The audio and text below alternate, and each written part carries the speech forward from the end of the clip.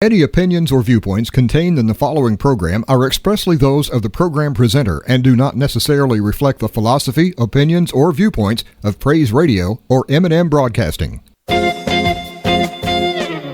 Welcome to Let's Talk About It with Laura Paul. Join Laura as she brings interesting guests, inspirational discussion, and a Christ-centered perspective on life. Enjoy the next hour with your host, Laura Paul. And here we are. Welcome to Monday night. Glad to have you. You can catch us on Praise 96.3 on your radio. You can go to praise963.com and watch on your computer from anywhere in the world. You can see us this week with pictures of what my guest Ashley is going to be talking about this week. Pictures of all the different things in our conversation on YouTube under Talk with Laura Paul, and also on our website at Facebook, Talk with Laura Paul. And we are live right now, but without the photos. So we'll add those photos and have those up for you for the rest of the month. And I am absolutely delighted that you could join us tonight because it's going to be a really funny show, a great show. And I'm going to tell you a little bit about my guest. She's a Sevier County gal, Ashley Davis. Business owner, Southern mama, storyteller with a heart for helping women rise. Please welcome author ready to tell her story. This is Ashley Davis. Thank you for having me. I'm delighted that you could be here. I have a couple people to thank, if that's okay. Absolutely. I want to thank my producer, Dan Bell. I want to thank David's Abbey Carpet and Floors with flooring, carpet, tile, rugs. Oh, yeah, I could go on and on, so I will do that a little bit later in the show. They have locations in Pigeon Forge, Sevierville, and Maryville, too. I want to thank Shelby Hicks, who is my social media gal that gets all those pictures up for all the stories. And I am very excited about upcoming shows, and we'll talk about that toward the end of the evening because I want to get right away to Ashley's story.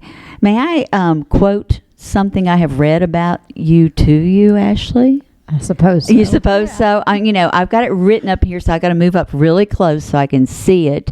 It says, I'm going to have to pull it off the wall. I put it on a wall up here so I wouldn't forget to be able, I'm just going to read it just the way it's written. Known for her unfiltered honesty, deep faith, and contagious grit, she writes, she leads from a place of hard-earned wisdom, and Ashley is working with clients, mentoring other women in business, or praying our troops, praying for our troops. I guess that's what that's supposed to be. And she brings an attitude of service and authenticity to every space she enters. Those are really nice words. It doesn't say who wrote them, so I'm going to not be able to give credit where credit is due. We'll just leave it right there and say, I particularly like the part of unfiltered honesty and deep faith. So that's pretty cool. I also like the fact that I read along the way that you are just such a true woman of faith, and it's because of what you've been through. And so I want to call out to the people that are watching and listening tonight and say this to you and why you don't want to turn that dial or go watch television tonight. We're going to be talking about a book called Blessings in Elbow Grease, how one Southern woman built a business from rock bottom and is now helping others do the same. Yeah, we're going to talk about that. But the main part that I want you to get and why I don't want you to go away is if you've ever gone through anything in your life where you just thought you could collapse, literally collapse under the weight of all of it. And you know you've got to build something new. Maybe you're in desperate times. Well, this show is meant for you. And I do believe that Ashley's story is going to make a difference in your life. We prayed together before the program, and we simply asked God to use us as His servants, our vocal cords, to share what He has specifically for one of those listening tonight or watching and listening this week. So be sure to share it with your friends as well. Ashley, where did you start? Because, honey, I know you did not start in Sevier County. So I didn't. I am originally from Northeast Arkansas. And Arkansas. Can you hear it? Some people are like, your voice isn't quite East Tennessee, but I have been here longer than I've been anywhere else in my life. And so, yeah, started off in Arkansas. Due to my father's work, we moved multiple times when I was a kid. So I got to experience a lot of places, a lot of different people. And, eventually landed myself right here in East Tennessee, and I love it here. And you've been here Since I was about 18 years old. a long time, but ladies are not supposed to tell their age, so we just won't do it, okay? Yeah, it is. It is what it is. But it's been a while. Mm-hmm. Yeah. So let's go to the very beginning of your story. Okay. When did you meet Jesus? I was blessed enough to grow up in a home where Jesus was spoken. And I know everyone can't say that. My mother was an absolute prayer warrior. And gosh, she covered us all in prayer constantly from the time I can remember. And so I grew up in a home where she talked about Jesus. She sang to me about Jesus. She told me about Jesus. And so it was always there, right? And as I grew older, and things, we all have these challenges in life. So I've always known Jesus. I got super close to Jesus when tough situations happened in my life. And I think a lot of people can relate to that. Did you have tough situations happen when you were little? So yes and no. I was a blessed child. Like I grew up in nice homes. We lived in suburban neighborhoods, and I went to private schools, and so many blessings, right? But there are always things, everyone has their challenges. Moving a lot is not an easy on a kid.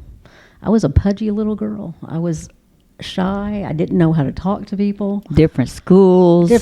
So, there was always that. Were you bullied? Were you teased? Oh, absolutely. Absolutely. And how did you And I don't handle know that? too Do you many- remember? I was quiet. I kept a lot of it inside. And, I think how many people can relate to that? Looking back as an adult, it's easy to go, I wasn't the only one. But when you're a kid, man, it sure feels like you're the only one. Hey, I was teased when I was a kid. Yeah. Absolutely. So- well, more of, like that 8th grade, 9th grade. Listen, That's a terrible time. middle school girls are mean. I know. They are. So I was a teacher for a while.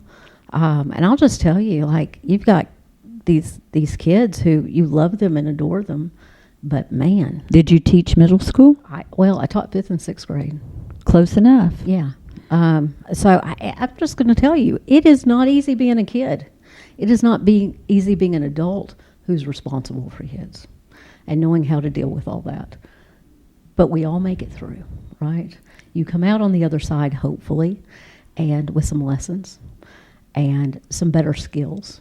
Well, and it all starts, I believe with having help, and the help is the helper, and that's the Holy Spirit and knowing Jesus. So how did you receive, you grew up knowing about Jesus, but there's that turning point when you really make him part of your life and have a relationship. Do you remember when that happened? So I asked Jesus in my heart when I was a very little girl. And that was, very much led by my mother. And like I said, it was always a constant in my life.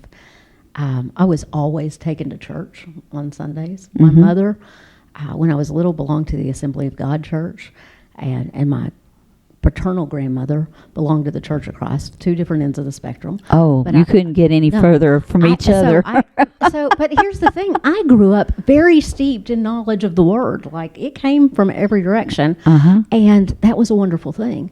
And then as I got a little bit older, we just said pre-teenage girls are difficult. And I was difficult. I was not an easy adolescent. Were you skipping out at night? No, I never did anything that wild. Nothing like in the movies. No, but I certainly, my poor mother, she rolled with so many things. I had a horrible attitude. At 12, 13, 14, it was not good. And I realize this looking back. But I met a boy. There's always a boy. And At 13? oh, there's always a boy, right? So, but he went to a local church and he invited me to church, and I started going to church there. Okay. And so I became involved with this fantastic youth group, and we had wonderful leaders. And my whole family started going to that church. And so I certainly learned a lot from that, right? And I can look back on those days and just be grateful, because who knows the kind of trouble I would have ended up in had I not had that influence in my life. Can I make a point here? Yeah. And I want to talk to grandparents particularly, and parents. Ashley's just shared that what made a difference, even though she grew up with a Christian family, was being 13 and a boy taking her to his church and a youth group, and where she really could dig in and learn about Jesus.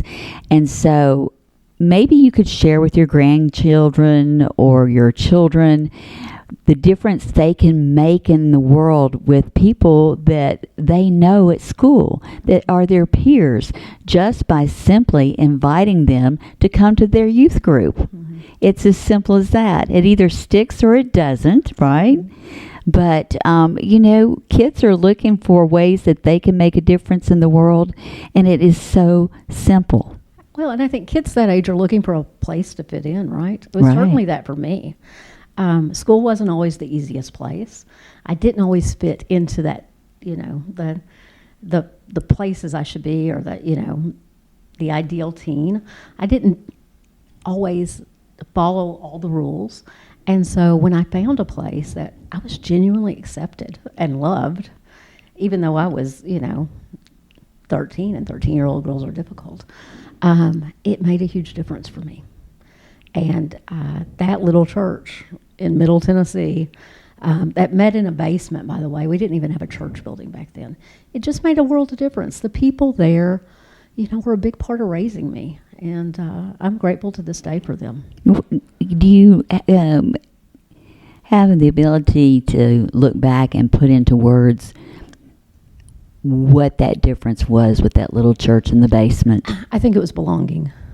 I belonged to a group of friends that became lifelong. I'm still in touch with many of them. Wow, that's wonderful. So, yeah. So it sounds to me like being very genuine and loving, caring, taking care of one another. Right. Like a family that likes each other, right? Right. And sometimes that's hard to find, for teenagers especially. It's tough out there. So you move on to your 20s, 30s. Sure. What happens next? So yeah, came to school in East Tennessee. Went to school at Carson Newman, and East Tennessee became. Wave out to all the Carson Newman people that. So, I've got a lot in my family that graduated from Carson Newman. From my aunt, actually, which is in her. She's a lot older than I am and a little younger than my mother. So she's, let's see, my mother's age. Don't tell your mom's age. No, I'm not. I'm going to talk about my aunt. My aunt's 77. And so she graduated from Carson Newman, and yet her daughter also graduated from Carson Newman.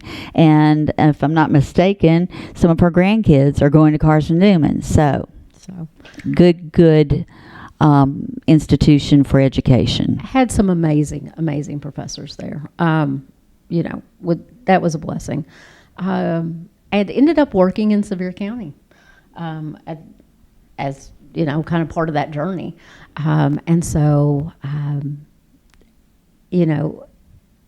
I became a young professional in Sevier County, spent a lot of time in these mountains. And What were you doing? oh, gracious. What kind of jobs? So my first job in Sevier County was selling cellular phones. Right? Now, I was painfully shy, and I actually didn't start out in Sevier County. I started out in another store with a company.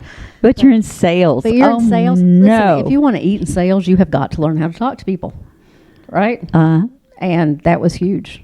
It was a big, big getting me out of my box. So I learned to talk to people. And not only did I learn to talk to people, I learned that relationships are the basis of everything. Like, you've got to create a relationship with folks around you in order to be successful and in order to serve, right? And I believe in my heart of hearts that the best way to be successful is to serve other people. would you say that one more time, please? The best way to be successful is to serve other people. And might I give an example of someone who taught all of us that? Please do. Jesus himself. Yeah. The absolute servant of all time. Right. And he was successful. Right. So, and again, back in those early days, there's still people I know and am good friends with today because they wandered into one of the stores I was working at. So every interaction is a gift if you allow it to be. And if you allow it, if you're open to it. And some will stick, and some will be there for a season and drift away. And some, like you said, you have customers that are now friends and still in your life. And this whole story we're sharing with you tonight on Praise 96.3 and Talk About It with Laura Paul is in order to give you some tips, some tidbits of ways to be successful. And number one so far, the number one is serve others.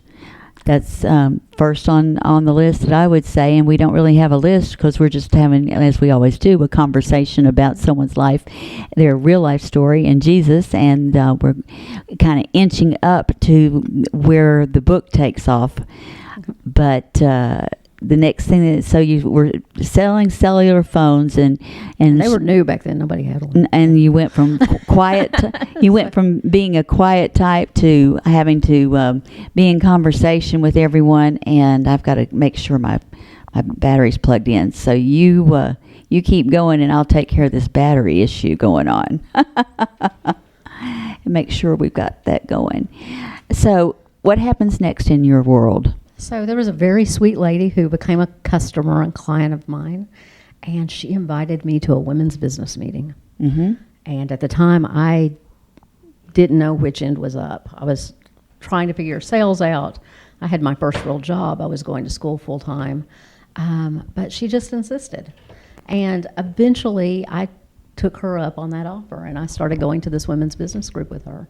And I got to know an amazing group of ladies who were very supportive. Most of them were older than me and had a lot more experience and could give me good advice.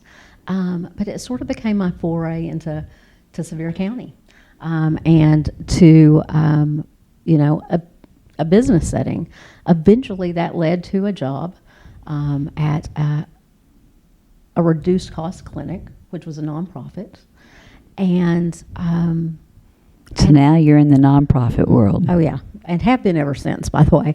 And nonprofits, for those of you who aren't familiar, they're a whole different ballgame. It's just nothing like corporate, and leaving the corporate world to walk into a nonprofit's interesting. But again, God was with me through that whole journey. He taught me so many things. And I'd like to say that I was very humbled because I worked with a lot of people who had a lot of needs. And it constantly reminded me to be so grateful for everything that God had provided. And I will say over and over again, during the most difficult seasons of my life, God provided everything I ever needed. And sometimes I think it's really easy for us to get bogged down and to be so deep in worry that we don't know what to do. But if you will call on the Father, He will provide for you. We'd have to remember to call out. Have to remember to ask for help. He is a respecter of persons. Absolutely. And He wants it to be a two-way relationship, not just a one-way. And that's why He created us, to worship Him in spirit and in truth. And if your truth is you need help, then don't think you can do it all on your own. This is going to be in almost every show this year, I can tell already, because it seems like every week I'm saying, it's not in Scripture, Ashley, go fix it. No, it's not. Rely on, depend on me. So hard to do. Over and over and over again. Yeah. Ask. You have not because you ask not. We could go over 1,000 scriptures that just talk about this one Absolutely. subject alone. Yeah. So serve, be humble, and ask for help. And the asking for help, right? That's tough. That's so hard because we want to be independent. We want to do it on our own. We want to prove that we're worthy. How were we raised to think that we were, raised in Christian homes to have this? It must be a societal thing that we've been raised with, because to think that we have got to fix everything on our own. And that represents independence. True independence is found in Jesus. You're absolutely right. We can't do it on our own. And that's the biggest lesson, right? That you can't do it on your own. I think it's Jesus. the biggest fallacy to think that we could for even a moment. But it is so human, right? It's so human. Yes. To believe that even if we can't do it on our own, we should be doing it on our own. Mm-hmm. Right? You don't have to do it on your own. Like, that's the good news, right? You don't have to do it on your own. Jesus will answer your prayers. You've got to talk to Him. Now, He may answer with no. That's hard. But what did you do with the no's in your life? At first I hated them. I would just, you pray so hard. You pray over and over, and something wouldn't happen that you wanted so badly. And I have learned at this point in my life, if God says no, there's a reason. There's something better. So no need to waste time and energy saying, why, God, why? If you get a no, Yeah. just keep waiting in faith for the next thing. And it's hard to be in that hallway waiting. You want that next door to open. You want to kick the door open. I want to kick the door open. I want to God, I'm ready. Give it to me, right? But if we wait, there's something better, My pastor he says that God either allows or ordains things. Uh-huh. And I try to remind myself of that. Like, wherever I am, God's either allowing or ordaining what's happening. I'd rather it be ordained, I think. Either way, we learn. Did you notice I said I think? Yeah, I'm not going to try to second guess God. But yeah, it's true. It's human to second guess. I think to have questions. We try to put God in our own little box where we can understand God and how He can be. And I think it's that So thing, outside the box, y'all. I know. So outside the box. There is no box. There's no box. But the Creator of all things and Creator of us individually. It's hard to package that He really cares individually about the mundane little things of our lives, not just the big save somebody's life, bring somebody healing, but I can't get these boxes to fit in the back of the trunk, and if I just put them in at the right angle, help me, Jesus. And I catch myself praying for mundane things. I remember my mother praying for parking spaces when I was a kid. Like, if it was pouring the rain outside and we were, she would say, Father, please give me a good parking space. It's amazing how often that woman got a good parking space, I'm just going to say. But, I think if you consider Jesus a friend and a helpmate and a personal relationship, He wants us to have the things we need. I'm not saying He always says yes. We know that doesn't happen. But I think He likes it when we talk to Him. And so if that's an ongoing conversation, then it just opens up lines of communication. Well, there's so many scriptures that say, if I'll do this for the birds and the trees and so on and so on. I mean, if you are a Christian, you know what these scriptures are that I'm without me giving the address or the exact scripture. And if you're not a Christian, then have the curiosity to Google or Safari or something and find out what in the world we're talking about. And you might be amazed and want to seek more information and learn about eternal life with Jesus. Absolutely. And that's what we're talking to you about in the first place. And why we're taking our time to talk to you is because we hope that you will either take Jesus off the shelf, if you've shelved him, get back into a relationship. If you're going through hard times, you know how to dig in and find Jesus. And if you've never known Jesus, that you'll be curious enough from our conversation to want to know more. And we'll give you some resources of where you can do that as well. So tell us, I think it's time to start talking about some of these needs for provision. So I found myself working at this clinic that I told you about, and I loved that job. It was just, it was a passion.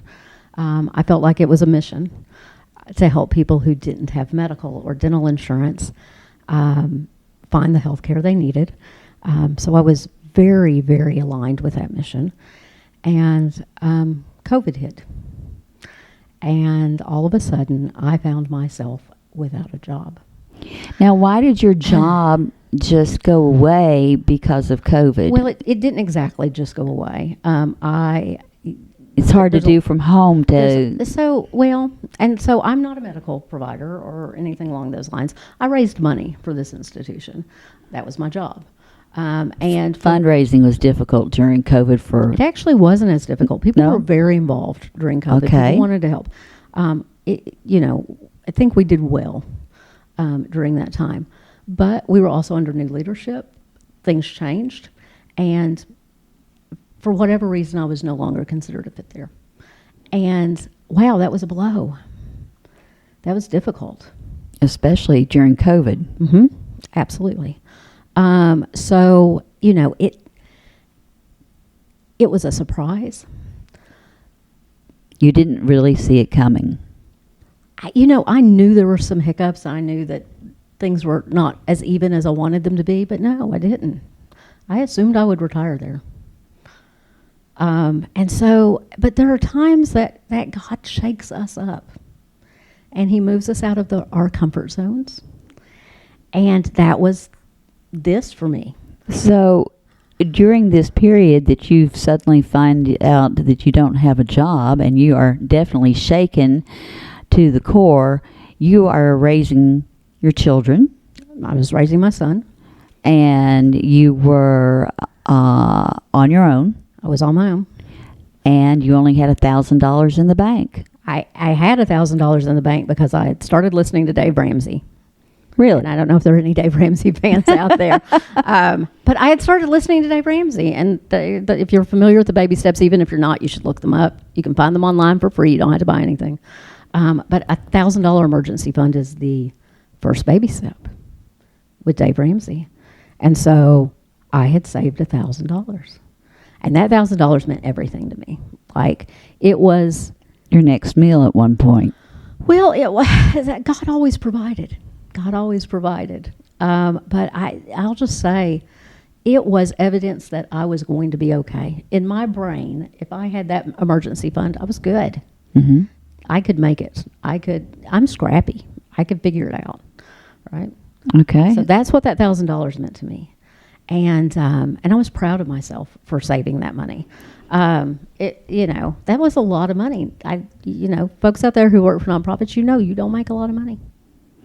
But if you're trying to hold on to that in savings, and thanks to the baby steps that Dave Ramsey gives. Yeah, Dave Ramsey would hate me for saying what I'm about to say. So, but yes, I wrote a check from my emergency fund to rent my first office. Sorry, Dave. Go ahead. Sorry, Dave. I love you, Dave Ramsey. Don't be mad. In fact, I talk about that in my book. I was like, Dave Ramsey probably would have had a conniption fit. I'm sure he would have. He might. If he ever hears this, he may go, that girl. Well, you're going to be on YouTube and Yeah. Facebook, so it may be too late for anything on that. But so I had you heard it here. True story. I had this $1,000 emergency fund, and I had a friend. I'm going to back up just a tad. I had a friend, and she was a bit older than me, and she had always been sort of a voice of reason. And I was at her house to pick up some jars for a project, just canning jars. And she called me in, and she got a mug out, and we were sitting at her kitchen table having coffee, and I had lost my job, and I didn't know what I was doing. I was in school at the time. I had gone back a little before I lost my job, so I was concentrating on studies. And she said, "What do you want to do with your life?" And I said, "I need a job." Big question. I said, "I need a job." And she said, "That's not what I asked you. I asked you what you wanted to do. If you could do anything, what would you do?" And I said, "I'd open an advertising agency." Got out of my mouth before I even knew it. Had you ever thought about opening an advertising agency? So yes, deep down I had. I was the kid who would get her school supplies every year, and I made up commercials for my Trapper Keeper and my pencils and my erasers. Like, that sounds silly, but like I wrote jingles in the edges of my notebooks. I would draw logos. Like, I have always just kind of loved that. And that sounds really silly, right? But it's something that's kind of always been with me. It sounds to me more like the Holy Spirit, whether you knew it or not, preparing you for a time such as this. But go ahead. So anyway, I took my jars after we had coffee, and I went home, and I kind of forgot about the conversation. And my phone rang several months later. And it was my friend, and she had been at home mostly because of COVID. And so I hadn't heard from her in a while, and she called and she said, "I found your space." And I said, "What space are we talking about?" A space for what? And she said, an office to open your advertising agency. And I was like, "I don't have money to rent an office to open an advertising agency. That's a really nice lot." She's like, no, you need to see this. And so she gives me directions to this place, and I go, and I called the number in the window, and a woman met me there within a few minutes and showed it to me, and the rent was my emergency fund. Which meant you had to make it quickly in this field with a new office and a new business and an entrepreneurial spirit, along with help from the Holy Spirit. Like all of that. So anyway, I was just sick. I was just sick to my stomach. I couldn't believe that I was going to write a check for my emergency fund. I went home and prayed about it. I talked to everybody I knew that I thought could give me good advice about it. I did all of those things, and then I went up there and I wrote that check, and I gave it to the lady, and I went home and threw up.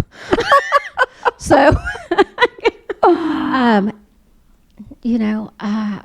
and you heard it here, Real Life Stories. When you get the book, we want you to get the book. It's called Elbow Grease, and we'll get to that part of why it's called Elbow Grease. We're telling the whole story here, right, so that you just know that this is a picture of hard times to survival, and if Ashley can do it with God's help, so can you.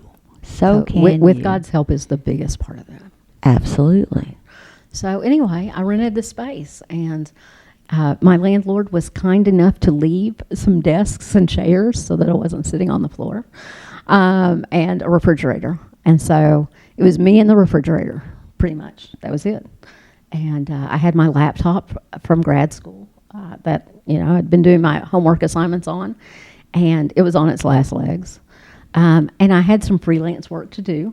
I've always written. I've written articles and product descriptions, and you name it, I've probably written it. And so I was working through some of that. And, I opened an office. It was wild.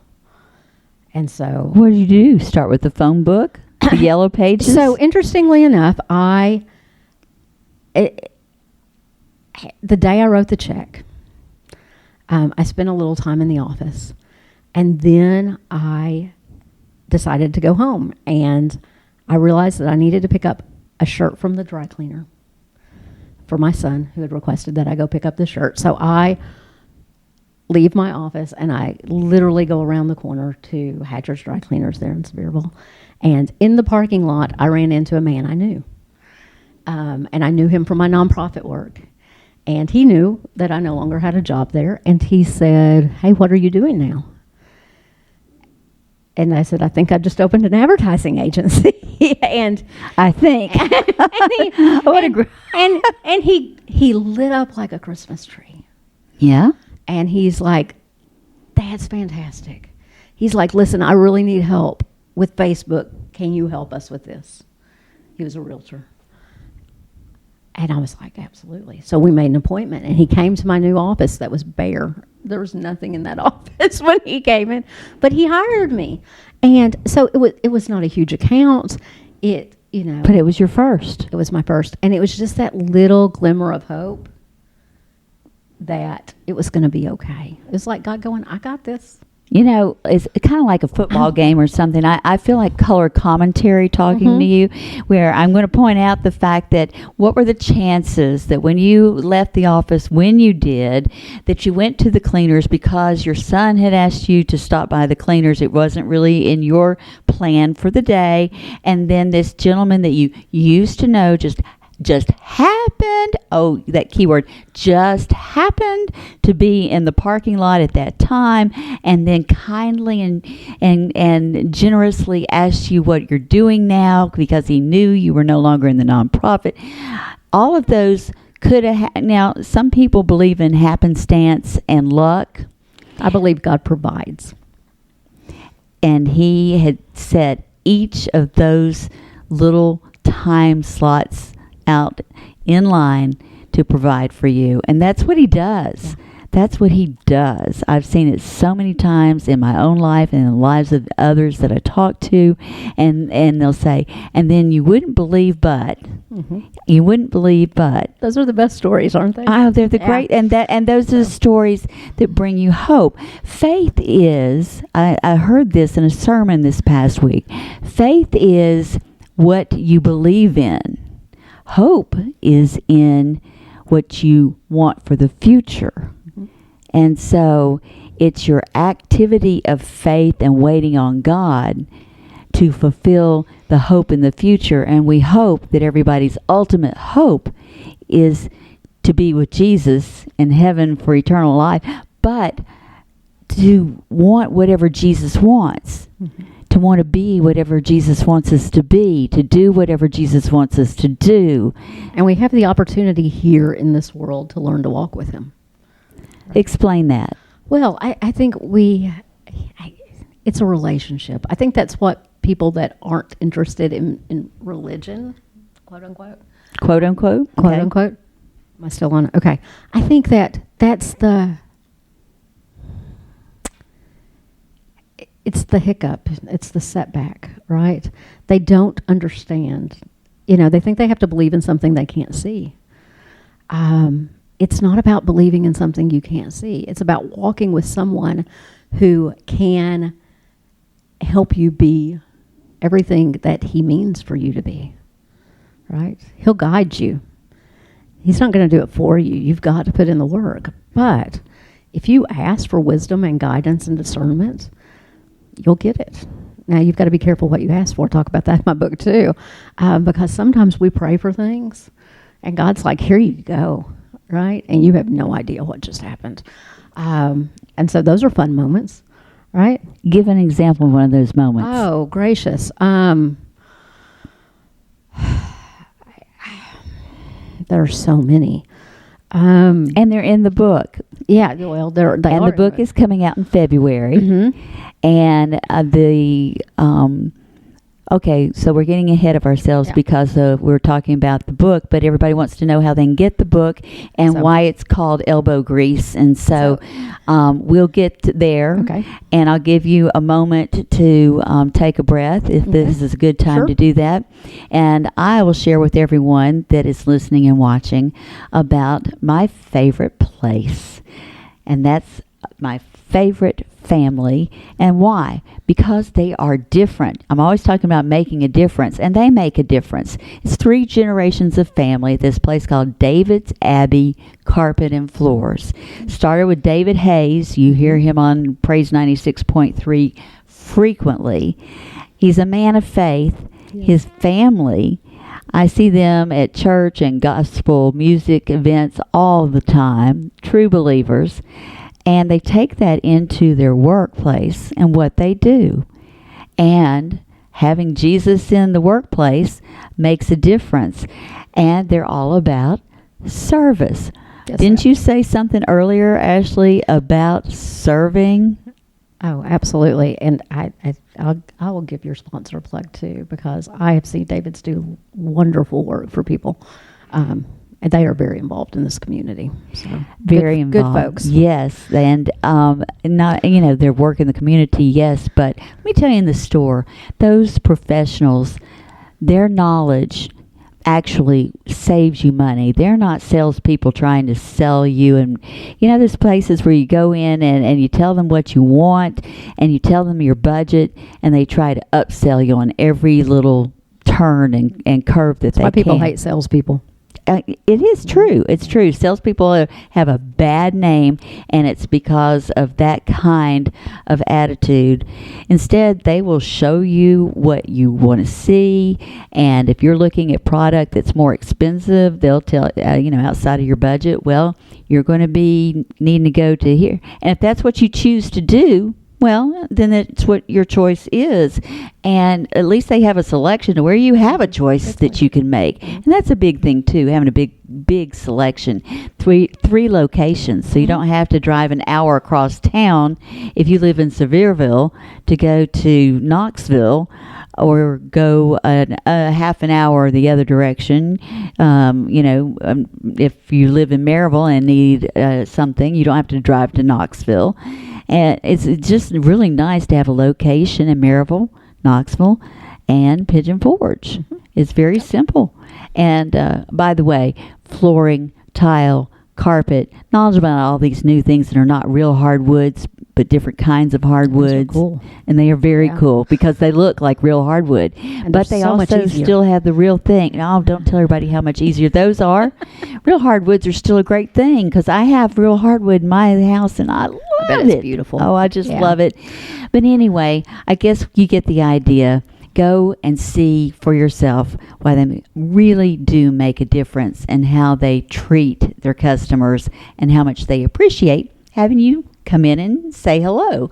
That's David's Abbey Carpet and Floors, and they are a super supporter of Let's Talk About It with Laura Paul, which you're listening to on Praise 96.3 with my special guest. Many details about the things she has done in her life and jobs she has had, but the most recent is writing a book, and it's called Elbow Grease. Blessings in Elbow Grease, to be Blessings. specific. Yeah. And so you opened your own ad agency. God has always provided for you. Always. You have been a proponent of how important a relationship is with God and about serving. And, for the lay person out there that says, well, I've been in church all my life, but I just don't know how to get myself started on any relationship. Talk to him. That's it. Open your mouth and talk to him. Go find a place that you feel comfortable. Sit down and just talk to him. This is a relationship, right? So And then how do I hear? sometimes we have to be quiet and listen. But I also think if you will ask God for things, he will put the answers in front of you, right? You have to be willing to look for them. I had a friend of mine who encouraged me to write things down, right? Just things that happened that were sort of out of my everyday ordinary whatever. I keep a notebook in my purse to this day. So if something happens, I just write them down. You know, she's like, if you think God's talking to you, write it down. If you hear a small, still voice, write it down. If you see something on the internet that speaks to you, write it down. If you see something on television, if a friend says something, just write them down. Right? I have these little log books, and is God speaking to me in every single thing? Maybe not. But man, sometimes when you go back and look at those things, you're like, how could I possibly have missed this at the time? I really need to be doing that. And let me tell you why. Last week, I was going down the aisle looking for something over in the area of books in Walmart. And I saw this young woman that seemed to be really struggling to find what she was looking for, and she was, looking at daytimers. And she, if she's listening tonight, she knows who I'm talking about. And I'm going to be calling you, and we're going to get back in touch.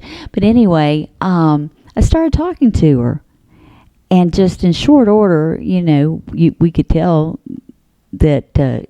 We just kept talking. I think we talked for 20 minutes. You click with people. And this is a total stranger, but it was Jesus that brought us together, and brought us together for a reason, which we both immediately figured out, because we were both kind of living that life and living that way, and that discernment. And so two Christian women having a immediate relationship style conversation in the middle of Walmart. Who would have thunk it, as I would say? And yet it's that simple. Just be who you are in Christ. Don't try to be someone else. No, he made us the way we are for a reason. And so continue, please. Yeah. Sorry, I went down that. I got sidetracked there for a moment, but I was so excited at what happened at Walmart. And that's exciting, right? It's nice to meet a kindred soul. You got to put the microphone up, or you're going to talk to me. Okay. So it's nice to meet a kindred soul, right? It's nice to meet someone else who understands. And you should write those things down. Yeah. And remember them. Mm-hmm. And sometimes if you just need a little pick-me-up, you can go back and read. And you're like, wow. And you can see things in hindsight that you didn't see right then, right? Mm-hmm. I believe in the power of the written word. I had a mentor in my early professional life who told me to write things down. Write down pros and cons. Write down what you're struggling with. Write down the things you want. Write down the things that are goals. It somehow makes them more concrete when you write things down, right? And if you write down your goals and your dreams and what you want to happen, then you can go back and read those, and you can feel more accomplished as you meet those goals, right? So there's real power in writing things down. And that's what you did. And that's what I did. And now you have a full, what was it, sticky notes? I mean, notebooks, tablets. So I love a good notebook and a good pen, and if you'll be my friend for life if you give me a pen that writes really well. It's just one of those little things that just are great. But I have a little MacBook that I carry around with me, and so you put that all together after going through this experience and growing your business, and it taking it off, and God having this as your purpose, at least for this particular season, to where it's given you all of this verbiage to put into a book. So and I think God gives us what we need in the times we need it. So. I've written for years. I told you I'd written product descriptions and articles about everything you can think of, usually for hire to make ends meet. But this one was for me. I need to write this book. So, why did you need to write it?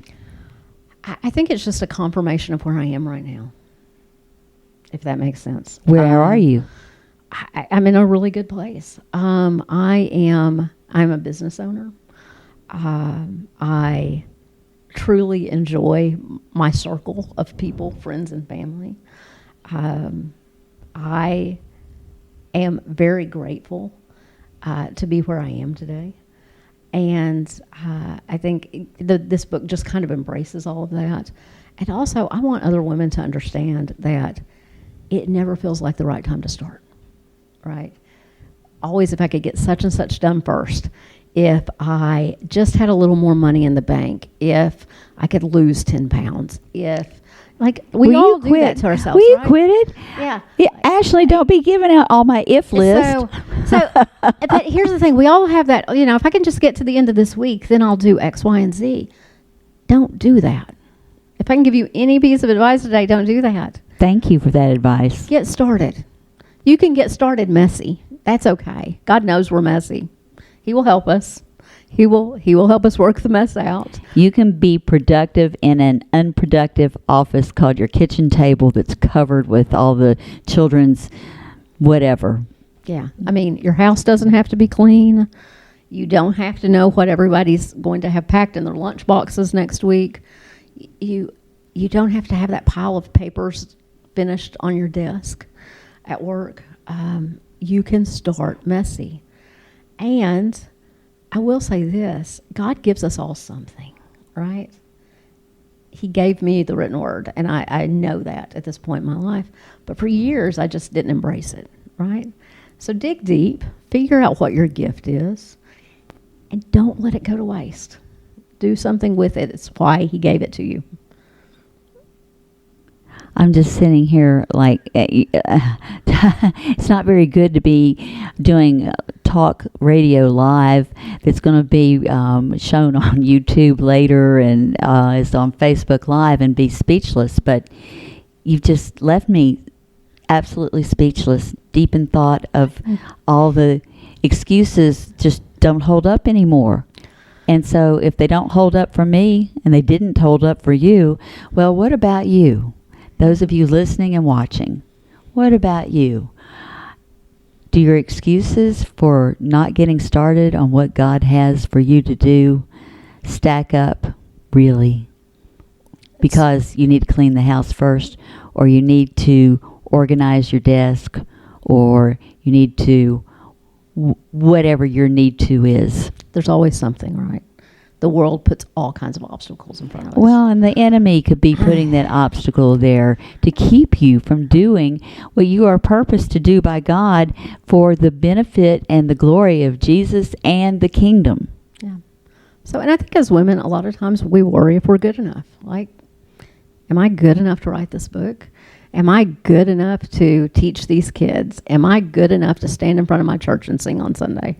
Well, if you are taking steps out to do something and it's not God's plan, guess what? You'll know that really quickly. So my mother's favorite prayer was... So you're good enough, right? Yeah. So my mother's favorite prayer was, God, if this is not the right thing, close the door. Boy, have I watched doors slam in my life. How about you? Yeah. So... and I fall back on that prayer all the time. Like, God, if this is right, please fling the door wide open, and if this is wrong, close the door. Every big decision in my life at this point, that's the prayer. Those watching and listening might be surprised to hear me share that over the holiday, I was asking God the exact same question. Am I to continue doing Let's Talk About It with Laura Paul on Praise 96.3 for another month, another year? I was really, really seeking his will and not sure what the answer would be. Mm-hmm. And I'll just tell you, it came when I was pumping gas at Kroger. Now, I'm using places in real life here to say that I made a phone call and I got the voicemail, and so I just went back to pumping gas, and I literally heard the way I hear God's voice. It's like an alarm clock. Go do, it's not what I'm thinking about doing. But it's my thought. But it's not what I was planning on next. And it was, don't call, go. Don't call, go. Don't call, go. So I went to where I needed to go find answers, and I did. And so we're here for another year. And we've got all kinds of things up and coming. But so far this year, we've had a nonprofit. We've had a woman sharing about having babies and having miscarriages and having NICU scenarios and the struggle of pregnancy. And here you are as an author talking about getting through COVID and suddenly not having a job, and then coming out of it using probably most of the little bit you had saved on an office you didn't expect to get, and getting a first client in a parking lot that you didn't have a expectation to be at or go see. Right. That's how God works. He works through people. And that's why it's so important that you get out of your bed, out of your chair, wherever you are. If you're in a wheelchair, roll on out and do something for someone else. Do something to serve in any way you can, because that's how God uses you. That's how you see what He does in other people's lives through you. And it's a huge blessing when you're serving someone to get to see the good that you've done for them. Like, there's nothing better than that. And you may not always get to see Yeah, it, that's the end true. result. And a lot of us look around and like, we don't have the money to do these things that we would like to do. We don't have the political power to do these things. We don't have the status to handle something that we'd like to see take place. There's always a place to serve. And I truly believe that God will allow us to know the good we've done at some point. Right? So why the name Blessings in Elbow Grease? Because there are blessings in hard work. And elbow grease is all about that. Right? Ask think for it, but you still got to do the You still work. gotta That's do what the you work. said. Like, here's the thing. You've got to roll up your sleeves. You've got to get down in the trenches. You've got to do the work. God's good, but He expects us to do our part, and no, He's not going to leave us. But man, He wants to see how bad we want it. I believe that. And so, there are true blessings in seeing something that you work hard for come to fruition. All right. There's nothing better than working really hard for something and getting it. Remember when you were a kid and you wanted something really badly? Straight A's. Yeah. Yeah. I remember my allowance was $2. Gosh, that tells how old I am, right? When I was a kid. But I always had a list of chores in order to get my $2, right? I was so proud of myself if I completed the list and got my $2. Like, that was huge. It's the same thing on an adult level, right? You go out there and you make a difference and you do the best you can. And the rewards are so much better than $2 when you're an adult, though, right? The rewards are seeing, for me, it's seeing a business owner that was struggling start thriving. It's seeing a woman who was scared to death to talk in front of people pick up a microphone and, give a message that means the world. It is, watching your family members succeed because you helped coach them through something. There are so many things that we get to see the fruits of our labor. Not always, you're right, not always, but so often, and those are gifts. And don't miss them because you're so bogged down in your own brain and you're so self-centered that it's all about you. Look around, see who you can help, do that work, and watch people thrive. That's one of the biggest blessings you can ever have. So you are actually doing some training of women and speaking at churches, and the book is coming out in February. Mm-hmm. We've just got a couple minutes left. Tell us how we can get your book called Blessings in Elbow Grease by Ashley Davis, how we can get a hold of you if we want you to speak at our church about your story. But beyond your story, I think what you just said in the last few minutes is some of the most important information of the entire hour. And so how can we get a hold of Ashley? So my Facebook page is called Ashes, ASHESNIN, Inc., I-N-K. You will see my picture. Please spell that correctly or you will end up on a tattoo artist page. So Ashes, ASHESN, Inc. Yes. Website is also ashesinink.com. Okay. And then either one of those will lead you to the book and to be able to reach out to me if you're interested in me coming to speak at an engagement. So, And you also help women on an individual basis. absolutely. And explain again, express what you mean when you say help women. So, it really depends on what the needs are. I talk to a lot of female business owners who really don't know what building a business and running a business entails, who aren't prepared. You would be surprised how many people start a business without a business plan. That doesn't mean you can't succeed, but you need to pull something together quickly, right? You've got to have a plan in order to be successful. So we work with a lot of folks who just need a little bit of guidance and a roadmap. And I have to say, I've got a very lengthy history with nonprofits. And Sevier County, I'm just going to put this out there, is one of the most amazing places in the world with the amount of resources we have. And so I will just say, if you need something in this county, there are people who will help you.